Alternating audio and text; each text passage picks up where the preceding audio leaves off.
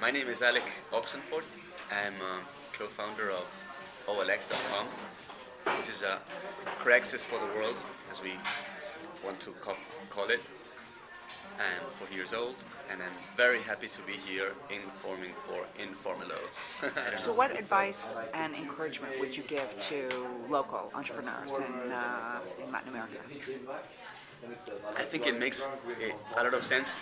Right now, there are some trends which are very favorable to local entrepreneurs. The mere existence of Google has made it particularly effective to launch companies in the region for two reasons. First of all, AdSense provides a phenomenal platform where one can launch an internet company today and aim at becoming profitable and having revenues with very little investment. That was not the case only a few years ago. So basically, if you launch a Web 2.0 model, whichever that model is, you can shoot at being profitable with very little capital. This makes it much easier for entrepreneurs operating in places where access to capital is a restriction. So don't look back, look forward. The experience of having required in the past vast amount of capital doesn't apply for the future. So take advantage of AdSense and look at these business models that don't require a lot of capital and leap forward. The second advice I would give is focus in the world. It's possible more and more, once again with Google, but also with other trends going on, to target a global market as opposed to just a local market, and to do so very economically. For countries like Argentina or even Mexico or Brazil, which in general terms are very small, this is fantastic news. It is economical now to target the market. One can actually operate in China from Latin America, as OLX attests to.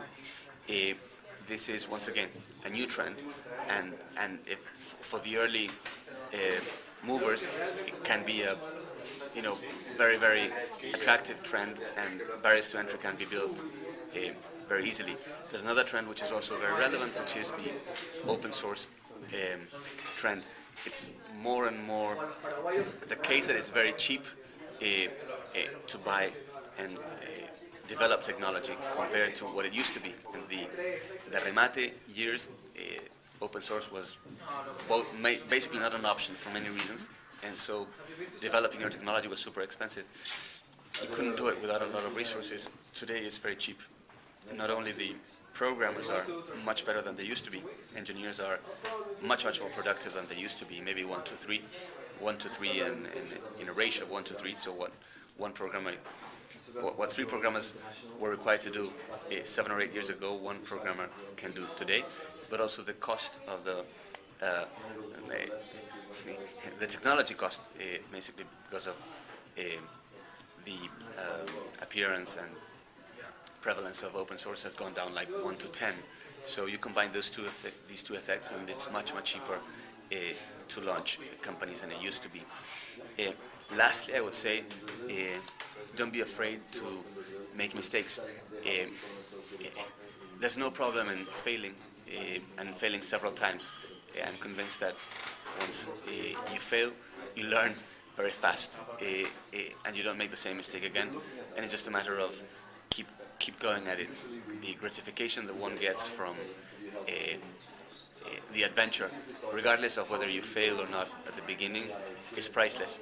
And having been a corporate person myself for many years in very good corporations in many places in the world, I can tell you that there's nothing like being an entrepreneur. So do it.